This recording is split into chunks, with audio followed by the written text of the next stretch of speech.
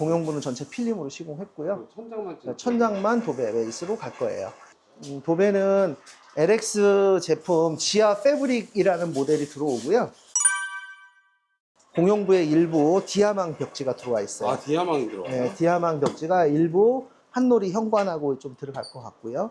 그 다음에 현장 천장지 10평짜리가 들어가고, 그 다음에 지하 패브릭이란 모델이 침실 쪽으로 다 들어갈 것 같습니다. 아, 방 쪽은 다 지하 패브릭이 네네네. 들어가요? 그래서, 베스티, 그 다음 지하 패브릭, 그 다음에 디아망인데, 그래도 중간급 이상의 좋은 제품으로 지금 시공을 할 예정이에요. 대부분 이게 운영지라고 하는 건데, 벽지와 벽지 사이 중간에 붙어지는 종이에요. 이거를 30cm짜리 좁은 걸 쓰는데 저는 넓은 거 써요. 아, 이렇게 넓은 걸 써요? 네. 그래야 나중에 면도 좋아지고 하자가 없어요. 60cm 50cm. 네네, 500 운영지예요. 도배지 중요한 게 뭐냐면 이렇게 삼중지라 그래서 저희는 삼중지를 작업을 했습니다. 왜 이걸 쓰냐면 삼중지로 하면 보시면 종이가 세 겹이에요. 네, 이렇게 세 보시면. 겹이네요. 네, 세 겹이죠. 이게 왜 그러냐면 면이 잘 나와요. 면이. 이게 지금 거기에 분절되어 있는 곳에 이걸 하는 거예요? 그렇죠. 이제 석고 조인 부분이라든가 이런 데다가 초배지로 한번 붙여요. 그래서 면이 단차가 진다든가 그래서 이 삼중지로 잡아주면 그 면이 거의 1대1로 떨어집니다. 큐베지가 이런 데 이런 부분에 지금 풀로 작업해서 뽑고 있는데요. 어떻게 붙냐면 이런 식으로 붙는 이렇게 넓게 붙어요? 네. 그러니까 이게 네 발이거든요. 이게 비교가 되겠죠. 제가 좀 자재를 오늘 늦게 갖고 와서 지금 네 발이 있던 거 먼저 붙였는데 네 발보다 삼중지를 붙이면 훨씬 넓어지니까. 훨씬 두껍네요. 네, 두껍고 넓어지니까 면 잡기가 좋겠죠. 이게 비싸요. 네 발이 하나에 4,000원인데 이건 16,000원, 2만 원 돈대요. 삼중지를 써서 넓게 삼중지. 그래서 좀 넓은 자재를 쓰면 면도 잘 나오고 단차진 것도 막아줄 수 있습니다. 그리고 아까 그 50cm 뭐라고 했죠? 운영지. 운영지. 예, 운영지는 도배지와 도배지 사이에, 그러니까 거죠? 예를 들어 도배지가 106cm인데요. 네. 106cm면 중간에 이제 50cm짜리 운영지니까 25cm 중간에 걸어서 도배지와 도배지 사이를 이것도 왜 붙이냐? 조인 부분에서 하구찌라 그러는데 이게 잘못하면 벌어져요. 근데 종이가 넓으면 당겨지는 힘도 강해지겠죠. 하지만 수축 팽창이 덜해요. 네, 그래서 운영지 500짜리 쓰는 겁니다. 이런 기술적인 부분은 고객님들이 좀 알고 계시면 조금 더 도움이 되지 않을까 생각이 드네요. 안녕하십니까, 인앤아웃입니다. 오늘 도배 작업이 들어와 있고요. 도배 첫날이라서 기초 작업이 되게 중요해요. 근데 이 기초 작업에 대해서 고객님들이 잘 모르시는 부분을 오늘 좀 설명을 좀 드리겠습니다. 도배 기초 작업은 인테리어 업체가 좋은 업체들은 이렇게 철거를 100% 합니다. 두 가지 방법이 있어요. 금액이 싸게 나오는 거는 기존에 있던 실크 벽지를 겉지만 뜯어내요. 그러면 PVC 겉지만 뜯어집니다. 뜯을 수가 있어요. 그러면 일이 수월해지겠죠. 왜? 부직포를 안 찢어도 되니까. 속지 이게 기초 초배지거든요. 부직 초배지를 안 뜯고도 작업을 할 수가 있어요. 그럼 비용이 적게 나오겠죠. 그러니까 그런 걸 가지고 싸게 해줄 수 있습니다라는 업체가 태반입니다. 근데 겉에만 뜯어내고 그렇죠. 속은 그냥 내비두고 이 부직포 이 초배지 작업을 하지 않고 그 위에다가 다시 실크 벽지를 다시 시공하는 경우가 많이 있습니다. 동네 지물포 쪽에서. 그러니까 인건비 차이가 좀 많이 나겠죠. 그렇게 하면 시공도 빠르고 시공성은 분량이 좀 나겠지만 시공 굉장히 빨라요.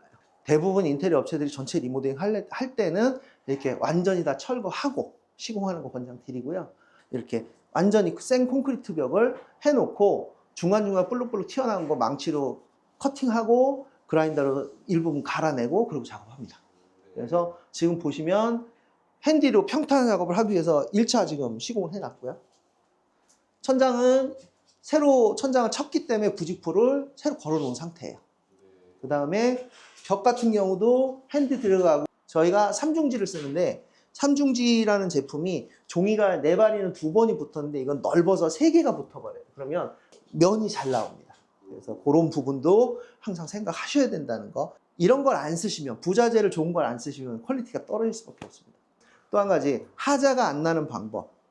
고객님들이 가끔 도배를 하고 그 다음날 이렇게 방문을 하셔가지고 문을 확 여는 경우가 생겨요. 그러면 하자 날 확률이 굉장히 높아집니다. 도배는 바람을 쐬면 안 돼요. 이유는 습기가 100%인데 이 습기가 100% 차 있는 상태에서 문을 열어놓으면 공기가 통하면서 습기가 순식간에 빠져나가거든요. 그러면서 안에 있던 부직포 운영지가 터져버리는 경우나 아니면 중간에 하구지라고 해서 조인 부분이 벌어집니다. 습기가 순식간에 날아가기 때문에. 그러니까 도배지 같은 경우는 최소한 일주일 정도를 문 열지 말고 천천히 말리시는 걸 권장을 드려요. 지금 보시면 맨 콘크리트에 평탄 작업하려고 지금 기초 작업 해놓은 거 하고 석고면에 지금 기초 작업 해놓은 거 아직 덜 끝났는데 지금 면 잡으려고 중간중간에 지금 핸디로 다 잡아놨죠. 그래서 이렇게 잡아놓은 거를 보시면 될 것 같습니다. 삼중지를 이렇게 중간에 붙이는 경우도 있고요. 여기에 이제 부직포 여기에 지금 에어컨이 들어가잖아요. 턱 진단 말이에요. 그러니까 여기를 면을 한번 잡아줘요.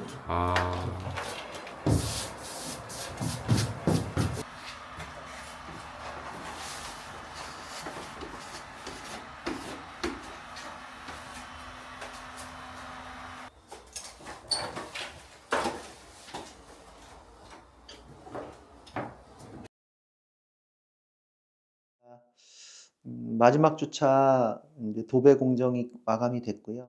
면잡이가 제일 중요해요. 그거는 퍼티로 해서 잡는데요. 유튜브 상에 전체 면을 올 퍼티 작업하는 분들 계시더라고요. 그런데 인건비 너무 많이 들어가요. 차라리 그럴 것 같으면 가벽을 안 치는 이유가 뭐냐면 두께감 때문에 그래요. 가벽을 치면 5cm 이상 벽이 튀어나오는데 퍼티 작업을 하면 많이 나와야 5mm, 10mm 정도거든요. 근데 단점이 있어요. 올퍼티 작업을 하게 되면 인건비가 일단 많이 들어가요. 그래서 올퍼티 작업을 하게 되면 좋긴 한데 면 잡고 면적 줄어들고 하긴 한데 비용적인 면에서 많이 들어가니 그거 참고해서 차후에 어떤 방식으로 시공을 하실지 어떤 방법으로 인테리어 공사하실지 선택하시면 될 것 같습니다. 그러니까 기본으로 사면을 퍼티 작업을 해서 잡아도 이 정도의 퀄리티를 낼 수 있거든요. 그렇죠. 예, 한 70% 이상의 퀄리티를 낼 수 있는데 굳이 거기다가 비용 투자를 막 인건비를 30품씩 40품씩 30평 기준으로 했을 때 그렇게 들어가면서 올 퍼티 작업을 하고 갈아내고 샌딩 작업하고 그럴 필요가 없다고 생각을 합니다. 예. 그래서 지금 보시면 아직 덜 마른 상태예요. 이제 습도가 한 40~50% 정도 날라가, 그러니까 이틀째 됐는데 많이 날라가면 60% 정도까지밖에 안 날라갔어요. 보시면 어디가 이음분지 모르게 지금 시공이 됐어요. 그러네요. 예. 이게 카메라에 담길지 모르겠지만 이음보가 하나도 없어. 예. 그래서 이 정도로 퀄리티를 뽑을 정도 되면 기술자분들이 정말 신경을 좀 많이 써야 된다고 생각하시면 돼요. 이음보가 하나도 안 보이네. 네네네. 눈에도 안 보이네요. 거의 안 보이죠. 띄움 시공을 했기 때문에 벽지가 이렇게 좀 아직은 벙벙거리거든요. 습도가 있어서 그래요. 근데 이제 습이 이제 한 90% 이상 빠져나가면 정말 평평해지니까요. 그거는 참고해 주시면 좋을 것 같습니다. 특히 지하 패브릭 같은 제품들은 교차 시공을 하셔야 돼요. 그 교차 시공은 뭐냐? 하나는 바로 붙이면 하나는 뒤집어서 붙여야 되는 거예요. 그 이유가 교차 시공해야 빛이 들어왔을 때 색깔이 똑같아 보여요. 원래 하부에서 15cm 정도 퍼티 작업을 하거든요. 근데 거의 지금 표시 나는 자국이 없어요.